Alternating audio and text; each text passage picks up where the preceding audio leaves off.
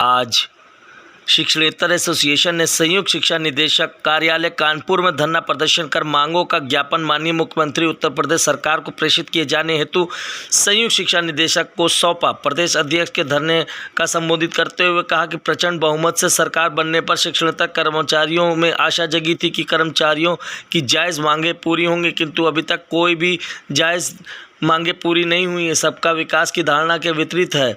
देखिए एक खास रिपोर्ट कानपुर से। अधिकार मांगते नहीं किसी से भीख मांगते, पुरानी पेंशन बहाल करो। और इसका ज्ञापन माननीय मुख्यमंत्री के नाम से है, आपके मार्फत जो भेजा जा रहा है। इसमें प्रदर्शन और कहाँ पे कर रहे हैं बताइए। हमारा ये प्रदेश के स्तर पर निर्णय लिया गया कि हर मंडल पर धरना दिया जाए विभिन्न तिथियों पर। इससे पहले हमने जिला विद्यालय निरीक्षक कार्यालय पर धरना दिया था और आज जो है यहाँ मंडल कार्यालय पर इसके अलावा और भी कई मंडलों पर विभिन्न तिथियों में धरने हो चुके हैं। ये हमारा धरना जो है वो पुरानी पेंशन की बहाली, अवकाश नकदीकरण सरकारी कर्मचारियों की तरफ से। हमारे यहाँ बहुत सारे कर्मचारी जो हैं वो शिक्षक पदों की अर्हता रखते हैं, लेकिन उनका प्रमोशन नहीं हो पा रहा है। प्रमोशन का प्रोविज़न बनाने के लिए और चिकित्सीय सुविधा जैसा कि सरकारी कर्मचारियों को दिया गया है 5 लाख तक उनकी मतलब कि गंभीर बीमारियों के लिए इलाज के लिए, उस तरह से हमें भी दिया जाए, क्योंकि हम भी सरकारी कर्मचारी के दायरे में आते हैं, इसलिए कि हमें पेंशन और तनख्वाह दोनों राजकोष से मिलता है। लेकिन जब ये सब चीज़ें देनी होती हैं तो दोहरा मापदंड अपनाया जाता है। चाहा जाए तो इसी तरह से जैसे राज्य कर्मचारियों के लिए जियो निकला, वैसे ही हम कर्मचारियों के लिए जियो निकलना चाहिए था। लेकिन इसके लिए अलग से हमें धरना और प्रदर्शन करना पड़ रहा है, ये दुर्भाग्यपूर्ण है।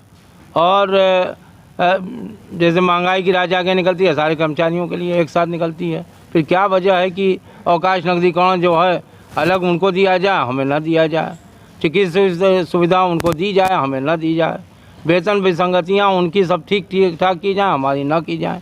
इन सारे सवालों को लेकर हम आज धरने पर बैठे हुए हैं और मंडल स्तर का धरना है।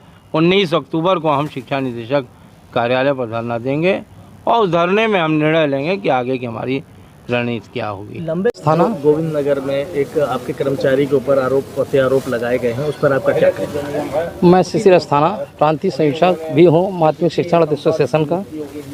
आज से प्रकरण चाचा नेहरू का संतोष तिवारी का प्रकरण चल रहा है। वो आज से नहीं चल रहा, बहुत लंबे समय से चल रहा है। जो प्रताड़ना वाली कार्रवाई की जा रही प्रबंधन तंत्र द्वारा, उसमें विभाग द्वारा भी इसमें इन्वॉल्वमेंट है।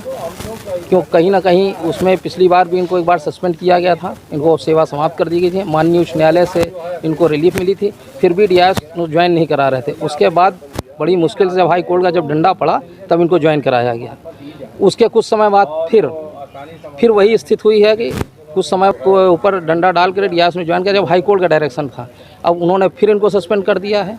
सस्पेंशन की कार्रवाई भी चल ही रही है, उसमें चुनाव बर्खास्त भी कर दिया जैसा हमें सूचना मिली है। लेकिन ये प्रक्रिया बहुत अच्छी नहीं है। प्रबंधन तंत्र और डीआईएस द्वारा मिल करके इसको ख़त्म किया जाना चाहिए, नहीं अन्यथा संगठन भी आंदोलन करने के लिए बाध्य होगा, इसमें कोई दो राय नहीं।